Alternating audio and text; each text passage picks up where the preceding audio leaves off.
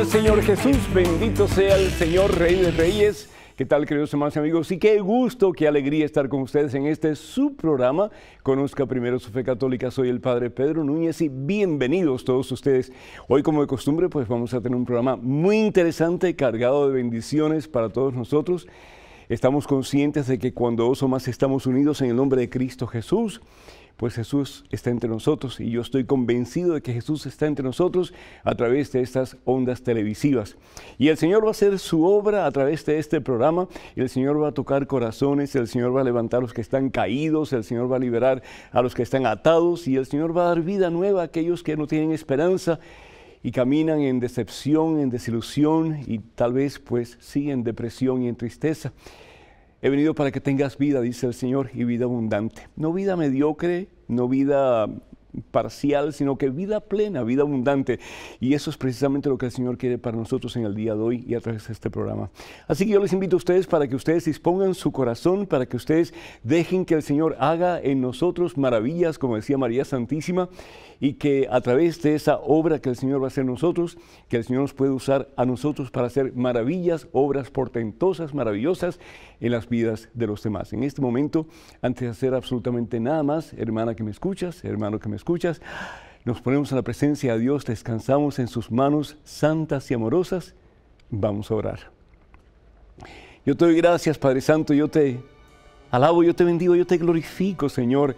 Señor de la gloria, Señor del poder, Señor de la vida, Señor de la esperanza, Señor de la salvación. Gracias, oh Dios, Padre Santo, por ese regalo maravilloso que nos has hecho en Cristo Jesús, tu Hijo, nuestro Señor. Gracias, Padre Santo, porque sin Jesús nosotros no tuviéramos esperanza. Sin Jesús estuviéramos perdidos, Señor. Sin Jesús caminaríamos hacia la desesperación, hacia la oscuridad total, hacia la muerte. Pero con Cristo Jesús, Padre Santo, tenemos esperanza. Y yo pido, Señor, Padre Santo, Padre misericordioso, que colmes el corazón de este hijo tuyo de esperanza, de esta hija tuya de esperanza. Vivimos tiempos difíciles, como dice San Pablo. Hay muchas presiones, hay muchos problemas, hay muchas situaciones difíciles, muchas tribulaciones. A veces pensamos como que estamos en una tempestad de la cual no vamos a salir. Y la tendencia muchas veces, Padre Santo, es mirar al problema y sentir como que nos estamos hundiendo y no podemos salir de esa situación difícil en que estamos metidos. Señor, hay esperanza, mi Dios, hay esperanza, Padre Santo, y esa esperanza es Jesús, tu Hijo, nuestro Señor. He venido para que tengan vida. He venido para levantarlos de sus caídas, he venido para limpiarlos cuando están sucios, he venido para liberarlos cuando están atados, he venido para que tengan vida, dice el Señor, y vida abundante. Señor, danos esa esperanza, que no estamos solos, oh Dios, y especialmente en los momentos más difíciles, Jesús está con nosotros. En los momentos de más dolor, Jesús está con nosotros. En los momentos de más abatimiento, en los momentos de más tribulación, en los momentos en que nos llevamos un pedazo de pan con lágrimas rodando por las mejillas, en esos momentos, Señor, en que sentimos que no tenemos a nadie, lo tenemos todo porque tenemos a Jesús. Bien decía Santa Teresa de Ávila, quien a Dios tiene, nada le falta, solo Dios basta. Solo Dios basta para sobrepasar ese problema que tienes, hermano. Solo Dios basta para vencer sobre esa dificultad que tienes en estos momentos en tu hogar, con tus hijos. Solo Dios basta. Y si Jesús está contigo, como dice San Pablo, ¿quién puede estar en tu contra? Todo lo puedes en Cristo que te fortalece. Bendice, Padre Santo, a este hijo tuyo, a esta hija tuya, y danos en el día de hoy esa esperanza de saber que no estamos solos y de que con Cristo ya nuestra es la victoria. Te lo pedimos, Padre, en el poderoso nombre de Jesucristo, tu Hijo, nuestro Señor, quien vive y reina contigo en la unidad del Espíritu Santo y es Dios por los siglos de los siglos. Amén. Amén. Y cuando decimos amén, estamos diciendo, yo creo, hágase, Señor, en mí, según tu santa voluntad. Amén. Doy gracias a Dios por tantas llamadas que recibimos de tantos de ustedes. Doy gracias a Dios por Fernando, por Gabriel. Ellos están pidiendo oración porque tuvieron un accidente y bueno, no damos gracias a Dios por el accidente, pero damos gracias a Dios porque el Señor puso la mano en ese momento, y a pesar de que Gabriel y Fernando están en el hospital, pero se están recuperando y están muchísimo mejor. Así que nuestras oraciones para ustedes y que el Señor los siga sanando por dentro, por fuera y les siga llenando de su santa presencia. Flor Chávez de California pide oración, le cuesta trabajo quedar embarazada y pedimos al Señor por ti, Flor, y por todas las hermanas que quisieran tener bebé y por alguna razón no lo pueden tener, que esos vientres sean fecundos y que puedan recibir la vida que Dios quiere poner en ellos, así sea. Doy gracias al Señor por todas las personas que me escriben a través de la página de Facebook de este servidor y especialmente ustedes que piden oración, que el Señor les bendiga en abundancia en este día y por siempre. Y finalmente, pues, quiero orar por Ana María de New York, que está pidiendo oración por Estefanía y también por Sebastián, que también tuvieron un accidente, que el Señor les bendiga en abundancia y que puedan sanar pronto. Y también por María, que está muy delicada de salud, que el Señor la bendiga y el Señor la sane en abundancia.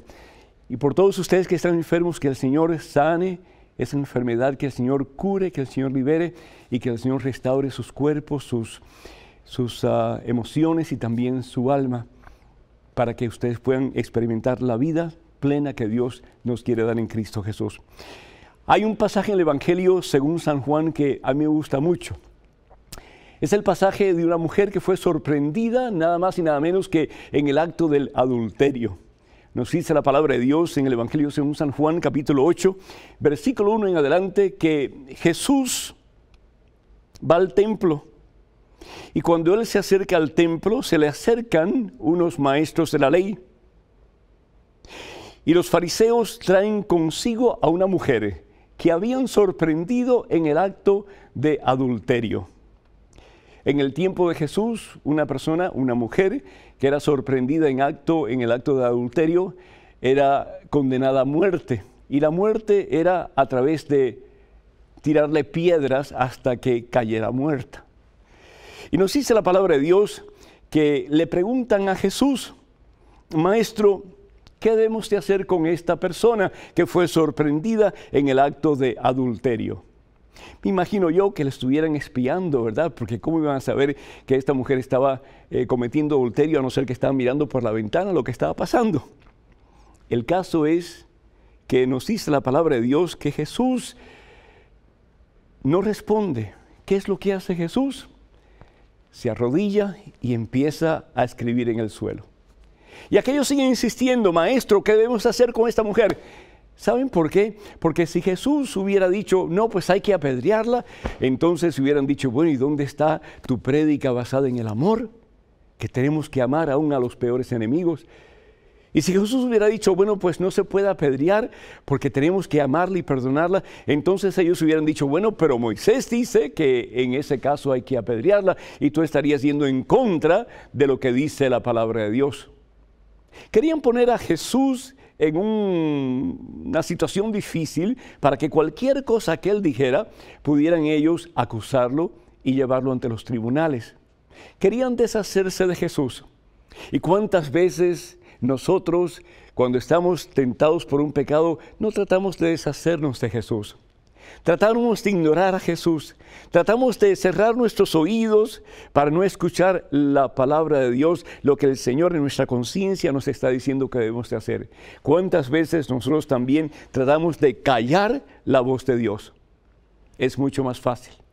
De esa forma no nos sentimos culpables, ni tenemos que tratar de seguir luchando con nuestra propia conciencia a ver a dónde vamos a llegar.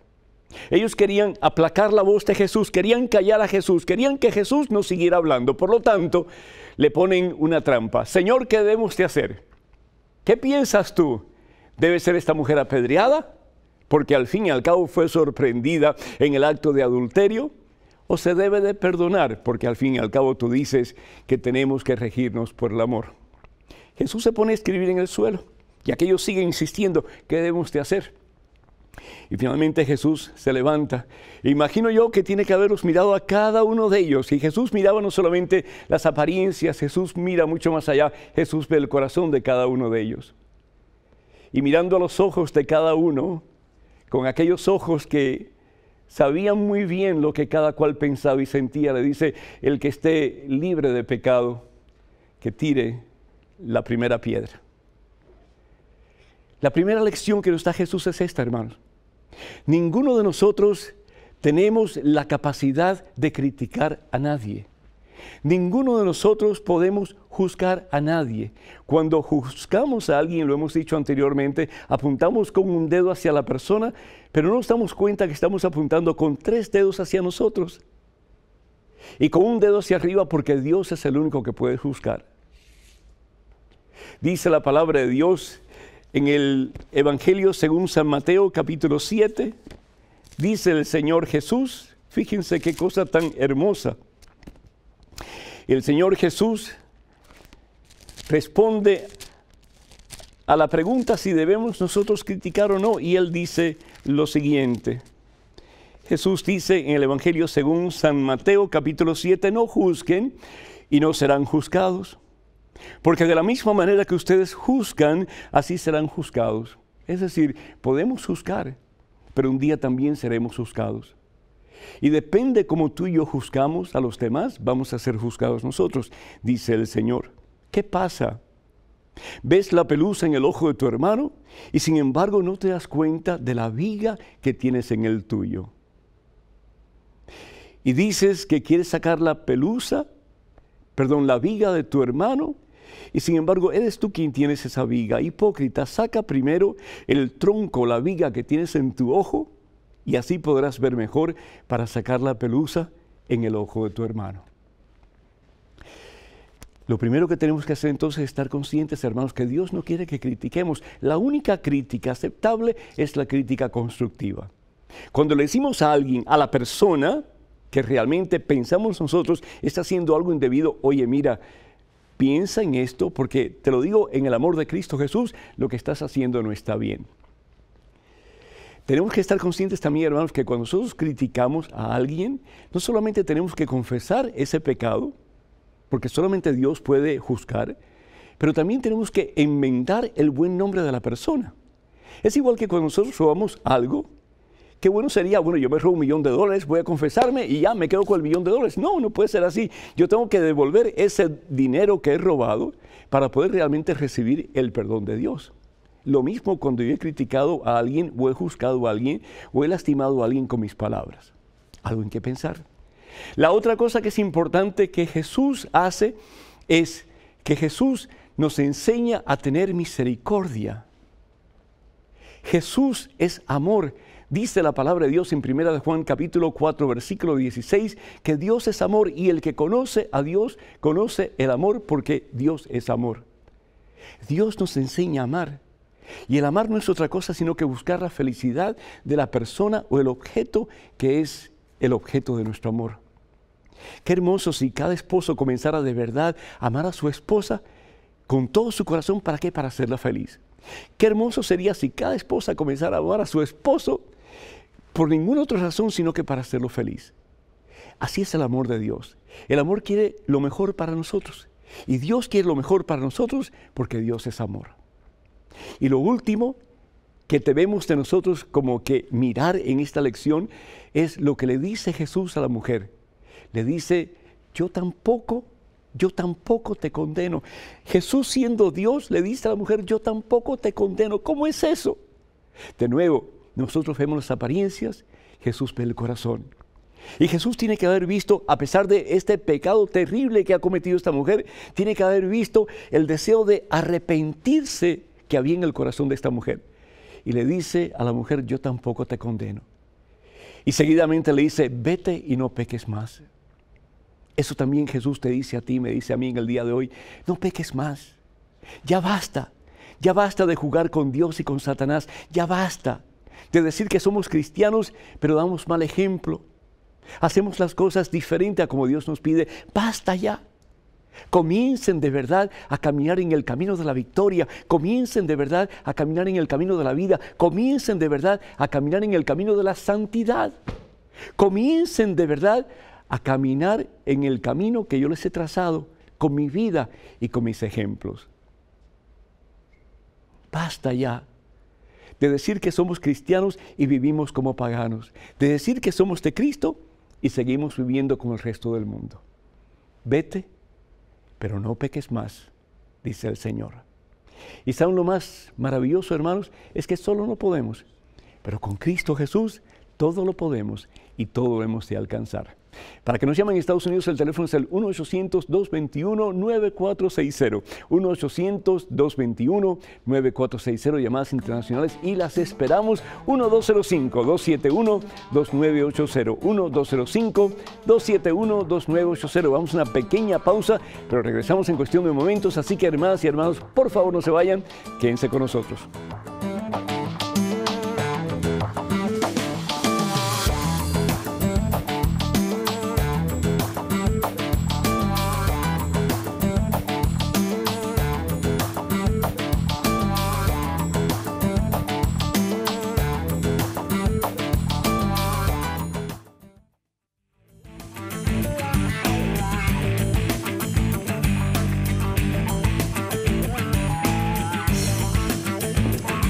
Y alabado sea el Rey de Reyes, Señor de Señores, Jesús, a quien queremos seguir, a quien queremos imitar. Imagínense ustedes que la palabra de Dios nos dice en 2 de Corintios, capítulo 3, versículo 4 al 6, que estamos llamados a hacer cartas de recomendación de Cristo Jesús, que cuando nos vean, lo puedan ver a Él. Bendito sea Dios. Hermanos y hermanos, me gustaría mucho que se suscriban a la página de este servidor en Facebook.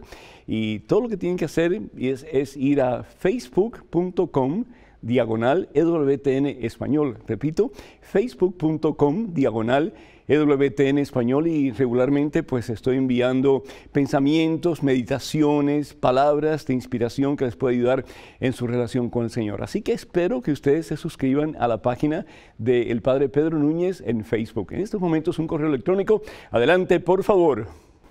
Padre Pedro, siempre que puedo miro su programa, el cual es excelente.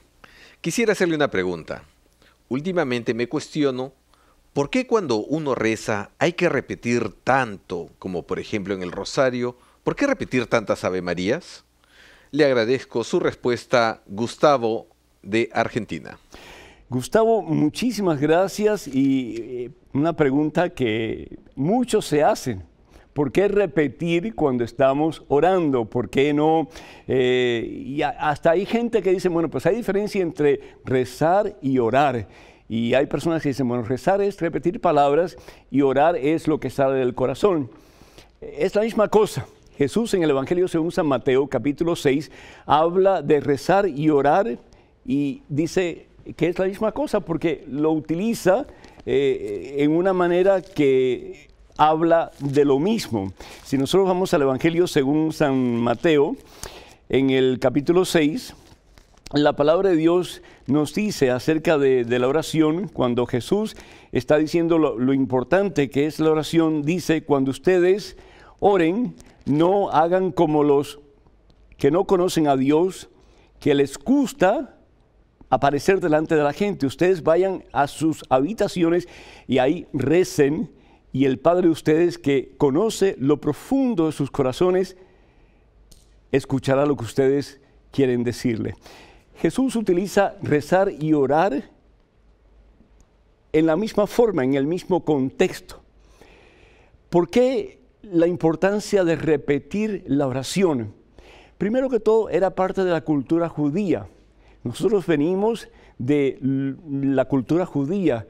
La fe cristiana está basada en la fe judía, en el monoteísmo, en la creencia en un solo Dios. Jesús era judío. Y nos dice la palabra de Dios que Jesús oraba repitiendo las mismas palabras. En el Evangelio según San Mateo, en el capítulo 26, versículo 44, dice la palabra de Dios que Jesús los dejó a sus discípulos, y se fue a orar de nuevo por tercera vez, repitiendo las mismas palabras. Jesús no está en contra de que repitamos las mismas palabras. Si Jesús le critica a los fariseos y a los escribas porque están repitiendo las mismas palabras, no es porque repitan las palabras, sino porque lo están haciendo delante de la gente para que la gente los vea a ellos y para que la gente pues los glorifique a ellos. Cuando nosotros oramos debemos de glorificar a Dios y solamente a Dios. En otras palabras, la oración es un diálogo con Dios ¿Para qué? Para enfocarnos en Dios, para dejarnos en las manos de Dios, para que Dios obre en nosotros. Sería maravilloso si la oración que nosotros hiciéramos, ya bien sea repetitiva o palabras que nosotros pues le damos a Dios a través de lo que sentimos en ese momento, que salieran realmente de lo profundo del corazón. Al fin y al cabo, eso es bien importante. Pero aún, hermanas y hermanos, cuando la oración es no solamente repetitiva, sino que es rutinaria, que no sentimos nada cuando oramos, que nada pasa cuando oramos, que el corazón no se conmueve cuando oramos, es una oración válida, porque Dios escucha todas las oraciones y Dios responde a todas las oraciones en su momento y según su santa voluntad. Así que te salgan espontáneamente del corazón, bendito sea Dios. Las repitas, bendito sea Dios. Y aunque no sientas nada cuando estés orando, sigue orando, porque el Señor se va a valer de esa oración y de tu pequeñez y limitación para hacer en ti maravillas. En estos momentos tenemos otro correo electrónico. Adelante, por favor. Padre Pedro, ¿existe la profecía hoy en nuestro medio o no?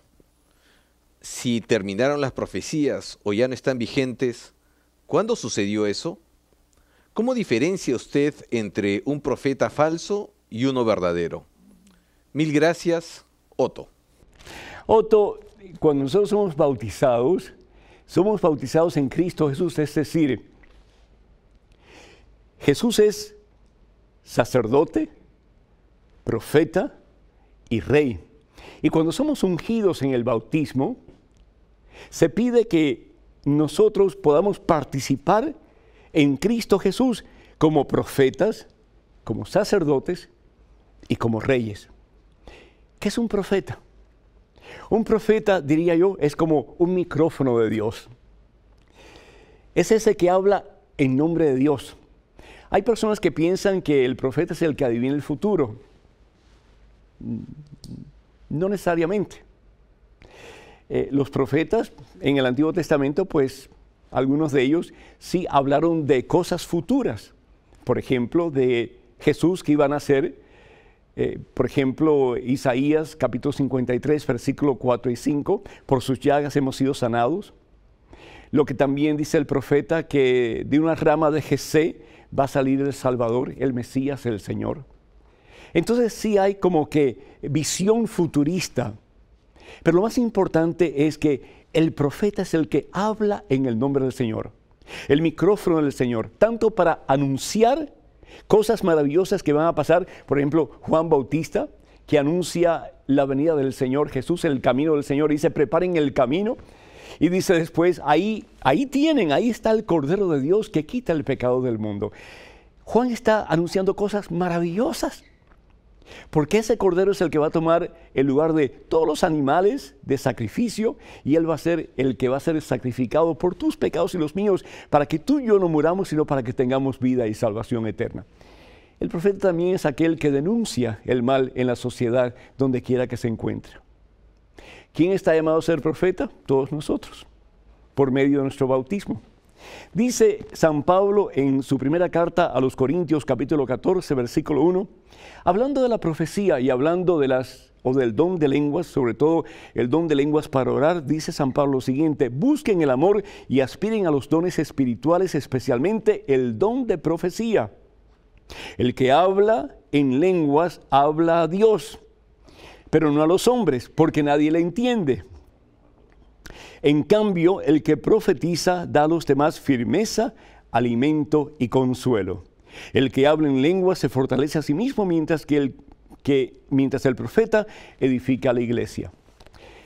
¿Quiénes son los profetas falsos? Pues aquellos que lo que dicen no está ni de acuerdo con lo que enseña la Santa Biblia, ni está de acuerdo tampoco con lo que enseña la Santa Iglesia Católica. Sencillo como eso.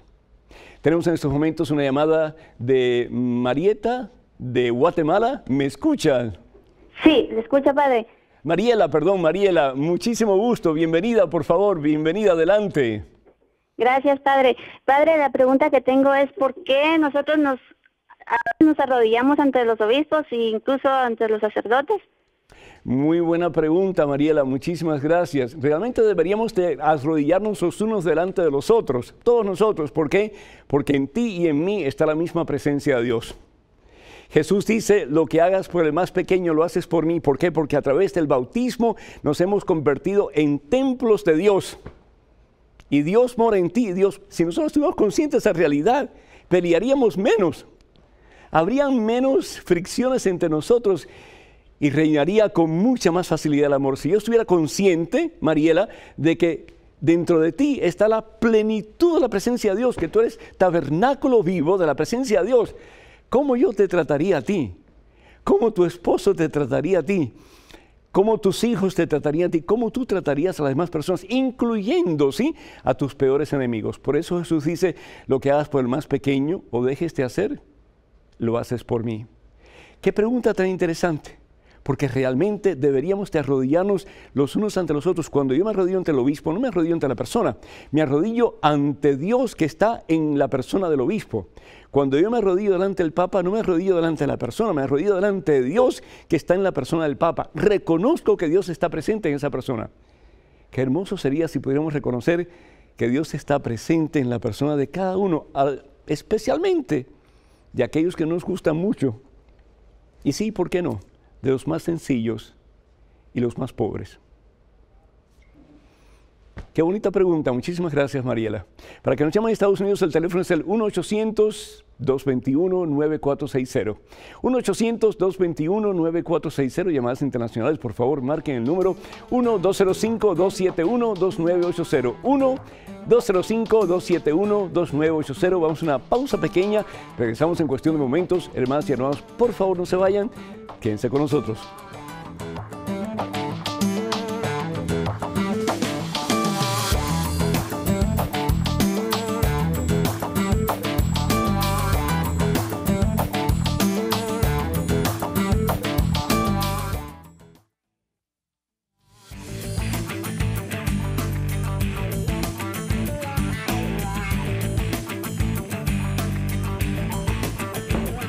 Y bienvenidos, hermanas y hermanos, una vez más a este su programa porque es de ustedes son los que hacen posible este programa con sus preguntas, con sus llamadas, sus correos electrónicos.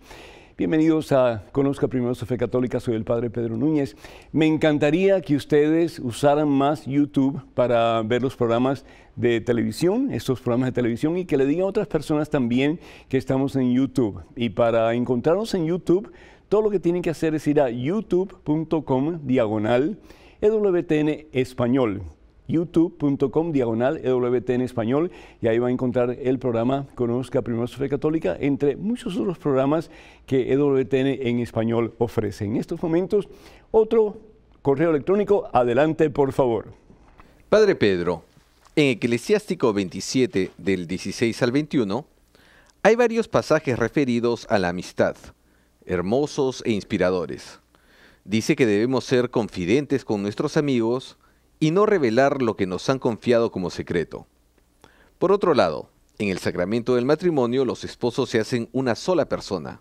Pregunto, si una esposa le cuenta a su esposo los secretos de sus amigas, ¿está faltando a lo que dice en Eclesiástico? Hernán. Hernán, la respuesta sencilla, sí, está faltando. Es decir, cuando alguien te confía un secreto, pues está confiando en ti. Y lo que esa persona te dice, pues es para que tú lo guardes en tu corazón. Y si es posible, Hernán, ores por esa necesidad o por esa persona. ¿Qué es lo que dice la palabra de Dios en referencia al guardar un secreto, especialmente cuando viene de un amigo? Precisamente en el libro de Eclesiástico, que también se llama Sirásida, en el capítulo 26, versículo del 16 en adelante, y si ustedes tienen sus Biblias, me gustaría mucho que las abrieran. De nuevo, es el libro de Eclesiástico, que también se llama Sirásida, que se encuentra en el capítulo 26, versículos del 16 en adelante. Dice la palabra de Dios: el que revela un secreto hace que no se le crea. ¿Escucharon? El que revela un secreto hace que no se le crea, es decir, se pierde la confianza en esa persona. No encontrará más amigos según su corazón. Ama a tu amigo y permanécele fiel, dice la palabra de Dios. Si revelaste sus secretos, no vayas más en pos de él. Es como si hubieras perdido a uno de tus parientes. Eso es serio, hermanos. Es como si hubieras perdido a uno de tus parientes. Es decir, si alguien confía en ti, si alguien te dice un secreto, y si es secreto es para que no lo divulgues, pero si tú lo divulgas, entonces, ¿quién va a tener confianza en ti? Sigue diciendo la palabra de Dios, es como si hubieras perdido a alguien a través de la muerte. Dejaste que escapara el ave de tus manos, es decir, la palabra, el chisme, pues lo que dijiste, ¿verdad? Tu amigo se fue, es inútil salir en su búsqueda. No lo persigas como la gacela que se libera de su trampa. Puso distancia entre ambos, entre tú y esa persona. Se puede vendar una herida, dice la palabra de Dios, reconciliarse después de las injurias, pero revelar secretos no tiene vuelta. ¿Qué sucede entonces con el matrimonio que supuestamente, como dice la palabra de Dios en el libro de Génesis, que los dos llegan a ser un solo ser, pero hay cosas que no son para compartir y entre ellas pues un secreto? En el caso de que ustedes tengan algo, por ejemplo, se les ha dicho un secreto y ustedes sienten en su corazón que ustedes tienen que decírselo a alguien por el bien de esta persona o por el bien de otra persona, vayan a su confesor, hablen con su sacerdote, hablen con su director espiritual. A él se le pueden decir, porque esa persona está equipada precisamente para recibir y para callar. Y delante de Dios, pues para tomar decisiones que ayuden a las personas a tomar las orientaciones o decisiones correctas de acuerdo a la circunstancia. Entonces, si no hay necesidad de hablar con nadie, dice San Pablo, cuando no tengas nada bueno que decir, cállate la boca. Ahora, si hay que decir algo por el bien de la persona que te ha confiado ese secreto o de otra persona, habla con el sacerdote de tu confianza y explique la situación y deja que él te guíe o que él tome las riendas en sus manos para tomar la decisión correcta. Ojalá que esto te haya ayudado. En este momento es otro correo electrónico. Adelante, por favor. Buenas, Padre Pedro. Me surgió una duda al leer los evangelios. ¿A qué se refería Juan el Bautista cuando dijo que él bautizaba en agua, pero que Jesús nos bautizaría en Espíritu Santo y fuego? En la Biblia dice que el Espíritu Santo se manifiesta como una brisa suave, un calor abrasador, tal vez escalofríos, etc. ¿Cómo es en realidad? Muchas gracias, Padre. Dios le bendiga. José Luis. José Luis, ¿qué es el Espíritu Santo? El Espíritu Santo es la tercera persona de la Santísima Trinidad. Creemos que en Dios, que es uno, hay tres divinas personas, ¿verdad? El Padre, el Hijo y el Espíritu Santo. Los teólogos, hablando del Espíritu Santo, dicen lo siguiente: el Padre mira al Hijo y lo ama eternamente. Y el Hijo mira al Padre y lo ama eternamente. Y ese amor que existe entre el Padre y el Hijo y el Padre, es tan palpablemente real que es una persona, y esa persona es la tercera persona de la Santísima Trinidad, que es el Espíritu Santo. El Espíritu Santo es amor. Imagínense ustedes, eso es lo que María Santísima le da a su prima Isabel. Amor, amor de Dios, Espíritu Santo. Isabel queda impregnada, queda llena del Espíritu Santo de Dios hasta el punto de que su hijo salta en el vientre de su madre Isabel. Qué hermoso sería si nosotros comenzáramos a dar Espíritu Santo los unos a los otros, comenzáramos a dar amor puro de Dios los unos a los otros. ¿No creen ustedes, hermanos, que el mundo sería diferente? Dice en el Evangelio según San Mateo, en el capítulo 3, versículo 11, y esto lo dice Juan el Bautista. Juan dice: yo los bautizo en el agua, y es el camino a la conversión. Juan estaba predicando el arrepentimiento. Pero dice Juan: después de mí viene uno con mucho más poder. Yo ni siquiera merezco llevarle sus sandalias. El llevar las sandalias a una persona era el trabajo de un esclavo, y de los esclavos más bajos. Y sin embargo, Juan dice que él no es digno de llevarle las sandalias a Jesús. Y termina Juan diciendo, él bautizará en el Espíritu Santo y en el fuego. Jesús promete Espíritu Santo. En el Evangelio según San Juan, capítulo 16. Y dice, les conviene que yo me vaya, es decir, que yo regrese al Padre, para que venga el Paráclito, el Defensor, el Espíritu Santo, que los guiará hacia la verdad total y la verdad los hará libres. El Espíritu Santo, el amor puro de Dios, que guiará a la iglesia, que conducirá a la iglesia en sus momentos de tempestades y en sus momentos de quietud, hacia el puerto seguro que es el cielo. Y nos dice la palabra de Dios en los Hechos de los Apóstoles, capítulo 2, versículo 1 en adelante, que la promesa del Señor Jesús se hace realidad y aquellos que estaban reunidos en el aposento alto, en el cenáculo, reciben como lenguas de fuego al Espíritu Santo. Jesús bautiza con Espíritu Santo y con fuego. El fuego es símbolo del Espíritu Santo de Dios. El fuego que quema por dentro, el fuego que nos hace llenarnos del amor de Dios de tal manera que no podemos contener lo que tenemos por dentro, sino que tenemos que gritar a los cuatro vientos que Jesús está vivo y que Él es el Señor.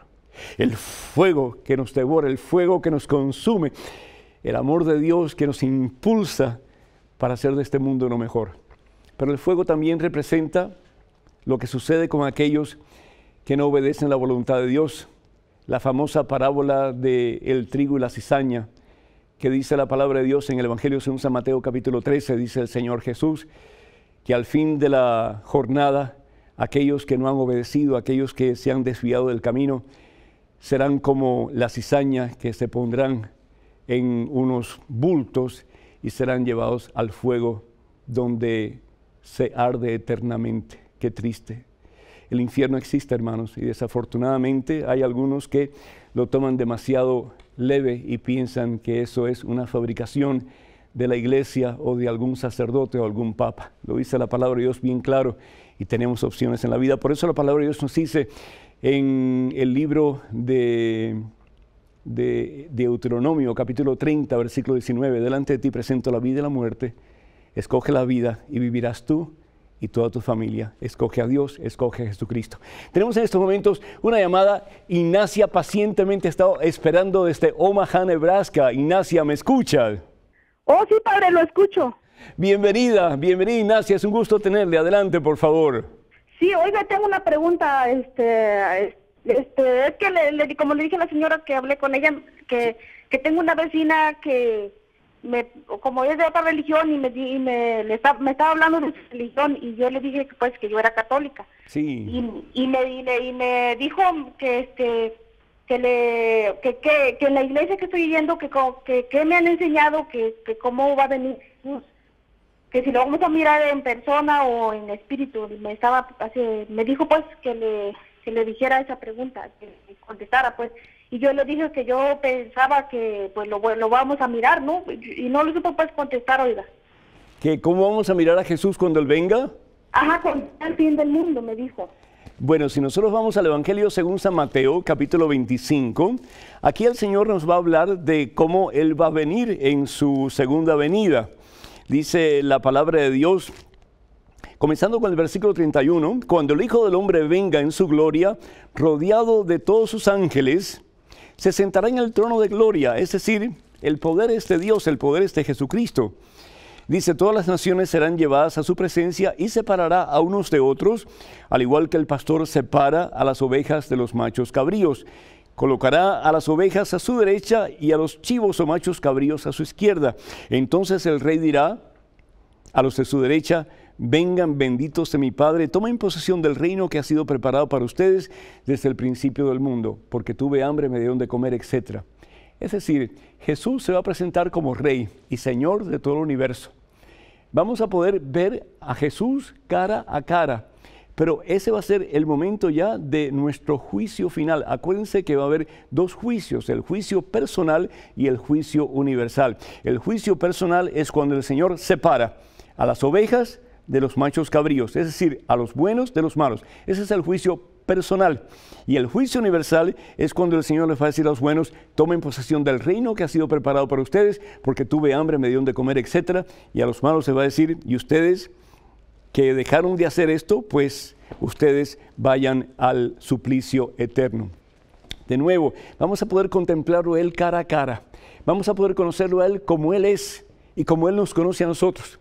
Y especialmente, dice Santo Tomás de Aquino, hablando de la visión beatífica, es decir, del conocimiento de Dios, cuando estemos en su presencia en el cielo, ya lo vamos a conocer plenamente. San Pablo dice que en estos momentos lo conocemos como en un espejo confuso, un espejo que está sucio, porque entonces lo veremos a Él y lo conoceremos a Él como Él es. ¿Cómo vamos a ver a Jesús? En el juicio final lo vamos a ver cara a cara como Él es. Lo vamos a ver con su esplendor, con su gloria, con su magnificencia, y ojalá que lo veamos para siempre en su presencia en el cielo.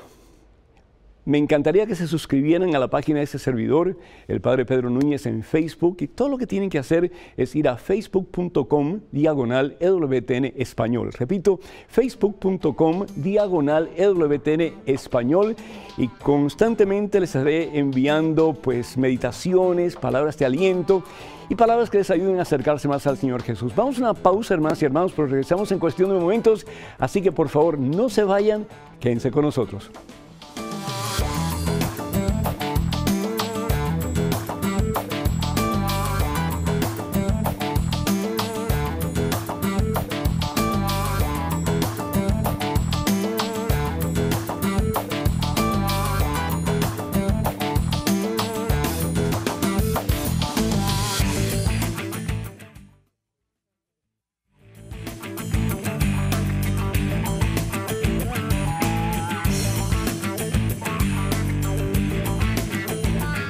Y alabado sea el Señor Jesús, y gracias, hermanos y hermanos, por estar de nuevo con nosotros en este su programa Conozca Primero Su Fe Católica. Quiero dar gracias a tantos de ustedes que han escrito, que nos han llamado vía telefónica, a Carmen Cruz de Massachusetts, a Laura de New York, a José de Kansas, a María de Arizona, a Aida de Colorado, a Freddy de New York, a Zoraida de Brooklyn, a Genaro de Delaware, a Pedro de Nicaragua, a Reina de New York y a María de Chihuahua, México, y también a Ronaldo de República Dominicana. Muchísimas gracias a todos ustedes, y vamos a estar respondiendo sus preguntas y orando por ustedes de acuerdo a sus necesidades. Y también quiero decirles que EWTN tiene una página renovada en la internet, así que nos gustaría muchísimo que ustedes fueran a esa página y vieran pues las cosas nuevas que se han puesto en ella para su mayor comodidad y para que tengan acceso a diferentes sitios dentro de la página. Todo lo que tienen que hacer es ir a ewtn.com/español, ewtn.com/español, y esperamos que nos visiten muy pronto. En estos momentos un correo electrónico. Adelante, por favor. Padre Pedro, ¿qué debemos pensar mi señora y yo acerca del destino o el porqué de las cosas en la vida? Tenemos una hija y un hijo. La niña de 5 años falleció súbitamente el año pasado, víctima de un aneurisma.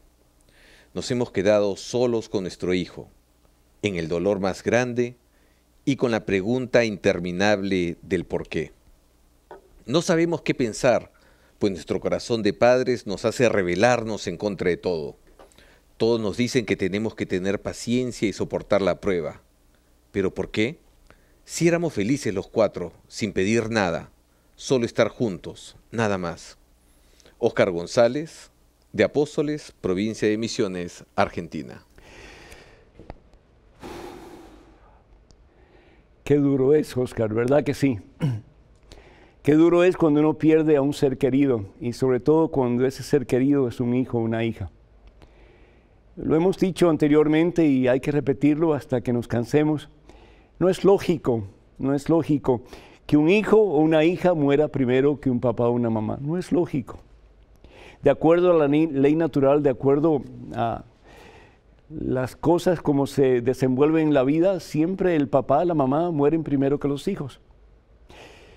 Pero cuando un hijo muere primero, cuando una hija muere primero, es devastador sin lugar a dudas. La muerte rara vez es bienvenida, rara vez, porque deja una secuela de tristezas, de inconformidades, de preguntas. Y el preguntarse por qué nunca va a tener respuesta en este mundo, Óscar. Lo importante es preguntarnos ¿para qué? Y Jesús nos da la respuesta diciendo que Él es la resurrección y la vida. Y que lo importante no es que nos fijemos en este mundo, porque al fin y al cabo este mundo es pasajero, pero que tenemos una patria definitiva y esa patria es el cielo.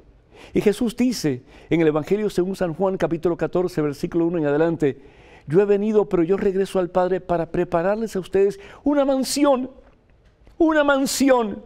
no cualquier cosa, sino que una mansión, para que donde yo estoy, estén también ustedes.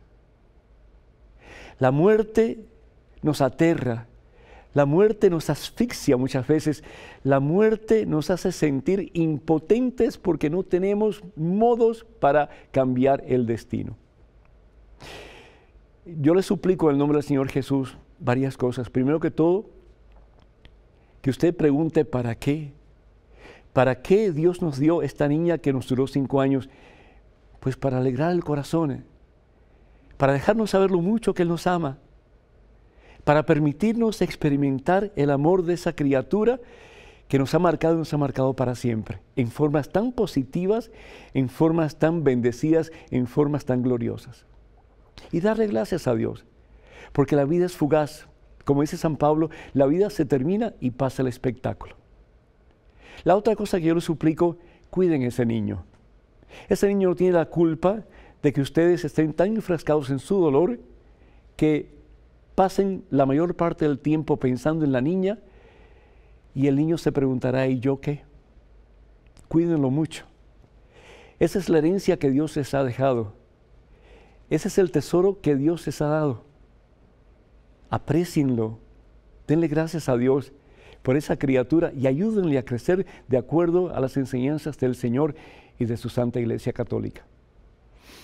Y lo último que le quiero decir, Oscar, es que el ser humano, el cuerpo es como una máquina. A veces las máquinas duran más, a veces las máquinas duran menos. Pero todo termina. ¿Y por qué a veces las máquinas duran menos? Pues depende de la estructura genética de cada persona. ¿Qué fue lo que pasó? Pues simplemente que terminó la máquina de su hija a la edad de 5 años. La estructura genética no tenía para más y ahí terminó todo. La muerte no es voluntad de Dios, ni siquiera la enfermedad. Dios no quiere que estemos enfermos. Pero Dios utiliza la muerte, ¿sí? ¿Para qué? Para dejarnos saber que no es el fin. Jesús pagó el precio de tu muerte y de la mía, de tu niña y de todos nosotros. ¿Para qué? Para que nosotros no muriéramos. He venido para que tengan vida y vida abundante, dice el Señor. Y esa es nuestra esperanza, que la muerte no es el fin, que es el principio de la vida eterna, de la vida maravillosa, de la vida gloriosa que Jesús nos ha prometido. Él quien dice, yo soy la resurrección y la vida, el que cree en mí, aunque muera, vivirá para siempre. Pido mucho al Señor por ti, Oscar, y por tu familia, por tu esposa, para que tengan esa fe que mueve montañas y que crean de verdad desde lo profundo de sus corazones que esa niña está en las mejores manos en estos momentos, en las manos de Jesús, que las abrió para darle vida y que un día ustedes la contemplarán a ella y juntos contemplarán para siempre la gloria de Dios. Tengo muchísimas preguntas aquí que compartir con ustedes. José Duarte de Guatemala pregunta, ¿cómo memorizar los pasajes bíblicos? Pues José, yo doy un consejo y ojalá que pues te ayude en alguna forma. Yo lo que trato de hacer es, cada semana yo tomo un pasaje de la Biblia que me llama la atención y lo digo y oro sobre ese pasaje y lo medito por una semana. Y al fin de la semana, hablando de repetición, de palabras repetitivas, pues ya como que ese pasaje bíblico se hace parte de mi existencia, de mi experiencia diaria. Entonces tomo otro pasaje. Y siempre que tomo otro pasaje, pues apunto el pasaje anterior y así voy desarrollando pues más conocimiento a medida que voy adquiriendo más memoria sobre los diferentes pasajes. Me preguntan que cómo conseguir los libros de este servidor, el Padre Pedro Núñez, y he escrito 3 libros, Conozca primero su fe católica, Cuántas iglesias fundó Jesús y 150 historias que cambiarán tu vida. Pues pueden ir a la página web de Mensaje, que es mensaje1.com, y ahí encontrarán pues no solamente los libros, pero todo el material que tenemos a su disposición. Muchísimas gracias.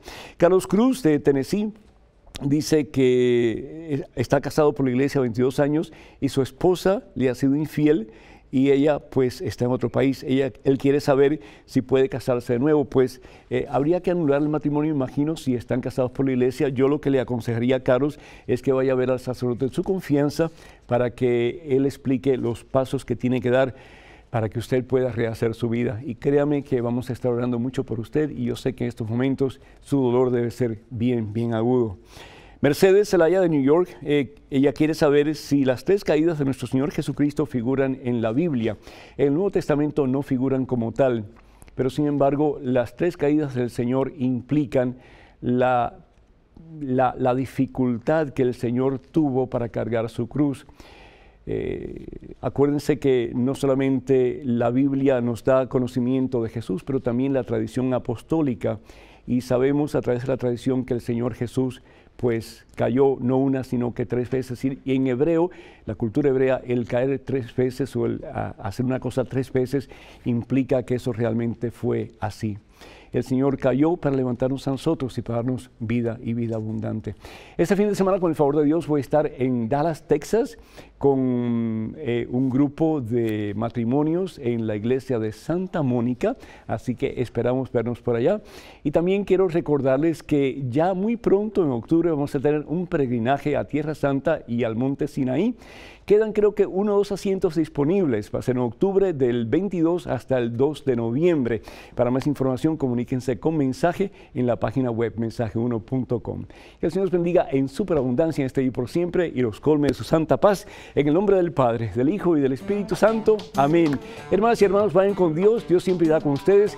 Que pasen un día muy feliz y hasta el próximo miércoles. Dios mediante.